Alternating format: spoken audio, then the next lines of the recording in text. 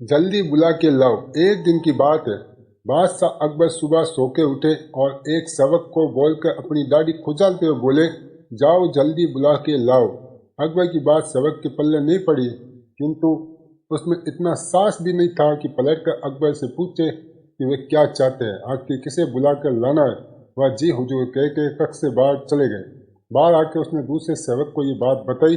वे भी उलझन में पड़ गए। सब इधर उधर भाग दौड़ करने लगे और जो मिला उसे अकबर की कई बात का अर्थ पूछने लगे, लेकिन किसी को उस बात का अर्थ समझ नहीं आया। आखिरकार वह सेवक दौड़ दौड़ कर बीरबल के घर गया और पूरी बात बताते हुए बोले, हुजूर आप ही बादशाह सलामत की बात का मतलब बता सकते हैं।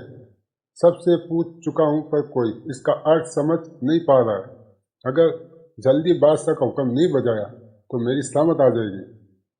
बीरबल ने कुछ देर विचार किया, फिर सेवक से पूछा, अच्छा ये बताओ, जब जापना ने तुम्हें यह हुक्म दिया तब वे क्या कर रहे थे? बादशाह सलामत सो के उठे थे और बिस्तर पर बैठ कर अपनी दाढ़ी खुजाल रहे थे। सेवक सोचता हुआ बोला। बीरबल को पूरी बात समझने में देर नहीं लगी और वे बोला, हजाम को लेकर फौरन बादशाह सलामत के पास पहुंचो। सेवक ने वैसे ही किया और हजाम को लेकर अकबर के सामने हाजिर हो गए। अकबर हजाम को देखकर सोच में पड़ गए। मैंने तो सेवक को बता ही नहीं था कि किसे बुलाना है, तो ये हजाम को लेकर कैसे आ गया? उन्होंने सेवक से पूछा, सच सच बताओ, किसके कहने पर तुम हजाम को लेकर आए हो?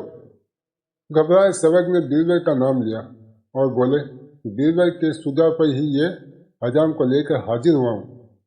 अकबर बीरबल की अक्लमंदी पर बहुत खुश हुआ।